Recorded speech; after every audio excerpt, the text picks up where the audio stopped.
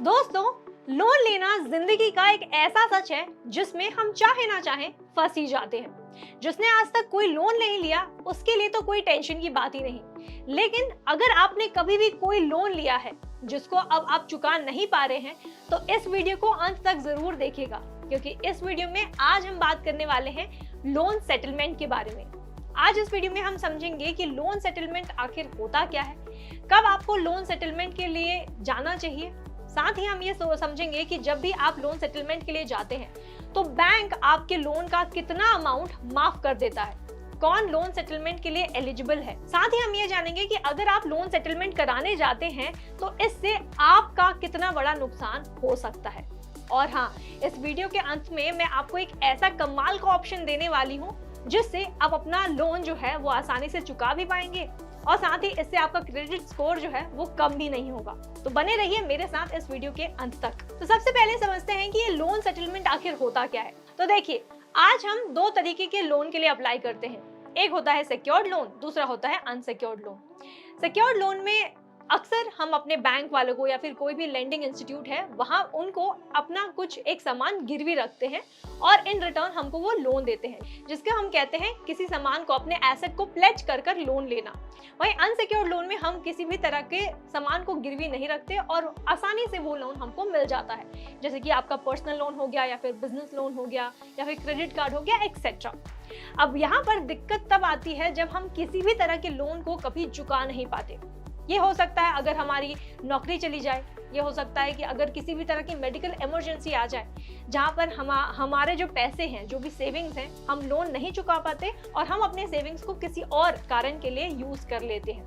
तो ऐसी स्थिति में जब आप अपने लोन को रीपे नहीं कर पाते हैं तब बैंक्स या फिर लेंडिंग इंस्टीट्यूट्स जो हैं वो आपको एक ऑप्शन देते हैं कि आप अपने लोन को सेटल करवा दें। अब ये लोन सेटलमेंट क्या होता है, जहां पर जो लेंडर है और साथ ही बोरोवर है वो एक समझौते पर आते हैं कि हमारा लोन वीव ऑफ हो जाए। अब समझते हैं कि ये काम कैसे करता है। मान लेते हैं कि आज मैंने 10 लाख रुपए का लोन ले रखा है। अब ये 10 लाख रुपए मैं चुका नहीं पाऊंगी किसी भी कारणवश। अब ये ऐसा होगा कि जो लेंडर है वो कहेगा कि लोन सेटल करवा दो। अब लोन सेटलमेंट में जो बैंक है, जो भी लेंडर है, वो ज्यादा से ज्यादा 50% का जो मेरा लोन है वो माफ कर देता है। तो ऐसे एग्जाम्पल में जहाँ पे 10 लाख रुपए मेरा लोन है तो ऐसे में 50 लाख रुपए मेरा माफ हो जाएगा और 50 लाख रुपए मुझे देना पड़ेगा। अब यहाँ पर समझने वाली बात ये भी है कि जब आप लोन सेटलमेंट के लिए जाते हैं तो कौन सा अमाउंट जो है आपका वीव ऑफ होता है, क्या वो प्रिंसिपल होता है, इंटरेस्ट होता है, क्या होता है। तो जैसे ही आप अपने बैंकर से बात करते हैं, नेगोशिएट करते हैं अपने लोन सेटलमेंट के लिए, ज्यादातर बैंक यही चाहेंगे कि आप ज्यादा से ज्यादा जो अमाउंट है वो रीपे कर दें। और बैंक अक्सर बोलते हैं कि आपका इंटरेस्ट रेट या फिर आपका जो पेनाल्टी है, कोई भी किसी भी तरह का एडिशनल चार्जेस लगते हैं आपके लोन पर, वो वीव ऑफ हो जाएगा। बाकी जो प्रिंसिपल अमाउंट है, आउटस्टैंडिंग अमाउंट, वो आपको रीपे करना होगा। वहीं एक्सट्रीम केसेस में ही आपका लोन सेटलमेंट में जो प्रिंसिपल अमाउंट है वो कम किया जाता है। ज्यादातर केसेस में प्रिंसिपल अमाउंट कम नहीं किया जाता। अब ये समझ लेते हैं कि लोन सेटलमेंट अगर आप कराने जाते हैं तो इसके लिए एलिजिबल कौन है। खैर, अगर आपने किसी भी तरह का लोन ले रखा है आज, ये हो सकता है पर्सनल लोन, ये हो सकता है ऑटो लोन, ये हो सकता है home loan, education loan, credit card, business loan, किसी भी तरह का लोन लिया है आपने, इन सब का लोन सेटलमेंट आप बेशक करा सकते हैं।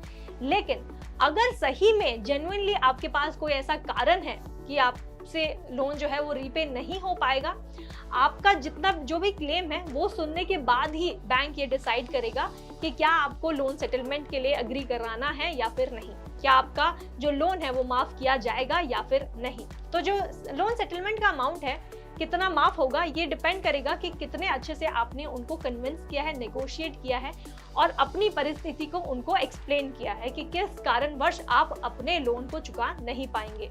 अब लोन सेटलमेंट के बारे में मैं आपको एक और चीज बता दूं, अगर कभी भी आप लोन सेटलमेंट करवाने जाते हैं तो आपके पास दो तरीके होते हैं थ्रू विच कि आप जितना भी आपका अमाउंट आ गया है, अब मतलब एग्रीमेंट के बाद जितना भी फाइनलाइज अमाउंट है आपका, उसको चुकाने के दो तरीके होते हैं।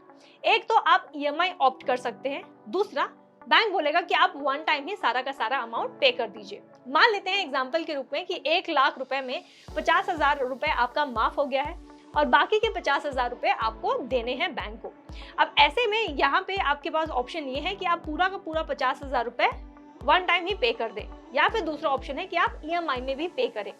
अगर आप ईएमआई वाला ऑप्शन चुनते हैं तो मैं आपको बता दूं, यहाँ पे सबसे बड़ा रिस्क ये है कि अगर आपने एक भी ईएमआई मिस कर दिया, डिफॉल्ट कर दिया, बाउंस कर दिया, तो जो पूरा का पूरा लोन सेटलमेंट का एग्रीमेंट है वो रद्द हो जाएगा। इसीलिए जब भी आप लोन सेटलमेंट करवाने जाते हैं तो सोच समझ के ही अपना लोन सेटलमेंट कराएं। अब ये सवाल बहुत लोगों को भी ये आता है कि किस प्रकार के लोन के लिए हम लोन सेटलमेंट करवा सकते हैं। वैसे तो सारे प्रकार के लोन के लिए आप लोन सेटलमेंट करवा सकते हैं। जैसा कि मैंने कहा, ये कोई भी लोन हो सकता है, personal loan, credit card, home loan, education loan etcetera. तो जो भी लोन आपने ले रखा है उन सारे लोन का लोन सेटलमेंट हो ही सकता है। लेकिन बहुत से फाइनेंशियल एक्सपर्ट्स ये भी एडवाइस करते हैं कि अगर आप लोन सेटलमेंट करवाने जा ही रहे हैं तब आप कोशिश कीजिए कि आप अनसिक्योर्ड लोन जैसे कि personal loan, credit card, business loan, इन सारे लोन्स के ही लोन सेटलमेंट करवाएं। ज्यादा से ज्यादा यही सजेस्ट किया जाता है कि आप सिक्योर्ड लोन के लिए लोन सेटलमेंट ना कराएं। यहाँ पर क्योंकि बैंक के पास ऑलरेडी आपका कुछ सामान गिरवी रखा है, कुछ ऐसे एसेट्स गिरवी रखते हैं, तो थोड़ा रिस्की हो सकता है और ज्यादातर बैंक्स मानेंगे भी नहीं अगर आपने सिक्योर्ड लोन पर लोन सेटलमेंट की रिक्वेस्ट की तो। अब आते हैं बहुत ही जरूरी पॉइंट पर, जो ये है कि किन परिस्थितियों में एक्चुअली आपको लोन सेटलमेंट के लिए जाना चाहिए। ज्यादा से ज्यादा फाइनेंशियल एक्सपर्ट्स की यही राय है कि लोन सेटलमेंट के लिए आपको तभी ऑप्ट करना चाहिए तब जब आपको लगे कि लोन सेटलमेंट ही एक आखिरी रास्ता है जिससे आप इस कर्ज से बाहर आ सकते हैं।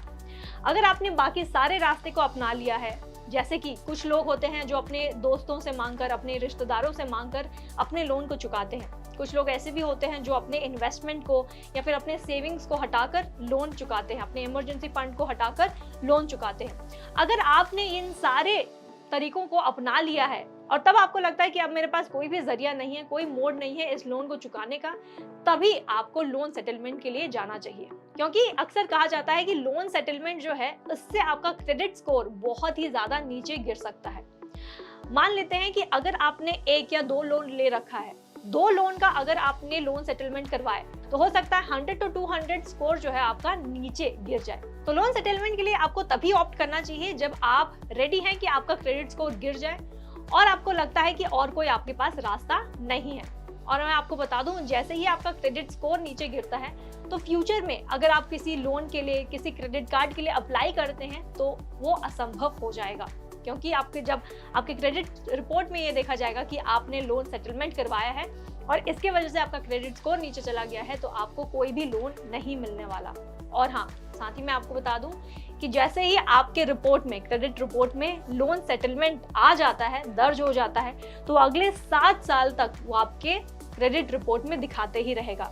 यानी कि अगले 7 साल तक आप कोई भी लोन के लिए अप्लाई नहीं कर सकते और बैंक्स भी कोई लोन आपको ऑफर नहीं करेंगे। तो अब लोन सेटलमेंट के अलावा क्या कोई और दूसरा ऑप्शन है, ऑल्टरनेटिव ऑप्शन है जिससे आप अपने लोन को सेटल करवा सकते हैं, यानी कि कर्ज मुक्त हो सकते हैं? जी हाँ, बिल्कुल है। सबसे पहला मान लेते हैं कि आपने लोन सेटलमेंट के लिए ऑप्ट किया है, आप अपने बैंक को बोलते हैं कि लोन सेटलमेंट करवा दीजिए भैया, हमसे कोई लोन रिपेमेंट नहीं होगा। अब ऐसे में क्या होगा, आपका क्रेडिट स्कोर जो है वो धीरे धीरे नीचे आ जाएगा और जैसे ही आपका क्रेडिट स्कोर नीचे आता है तो आपके दूसरे चीज पर भी ये इम्पैक्ट कर सकता है। तो इसलिए जरूरी है कि आप अपने क्रेडिट स्कोर को सबसे पहले इम्प्रूव करें। और अगर आपको क्रेडिट स्कोर इम्प्रूव करना है तो मैंने ये वाला वीडियो बनाया है जहां पर आप ये समझ सकते हैं कि किस तरह से आप तेजी गति से अपने क्रेडिट स्कोर को बढ़ा सकते हैं। तो ये बात हुई अगर आपने लोन सेटलमेंट करवा रखा है।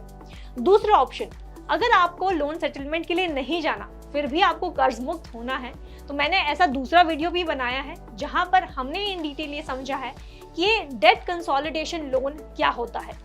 अब डेट कंसोलिडेशन लोन में आपको ये बता दूं दोस्तों कि मान लेते हैं कि आपने 5 लोन ले रखा है।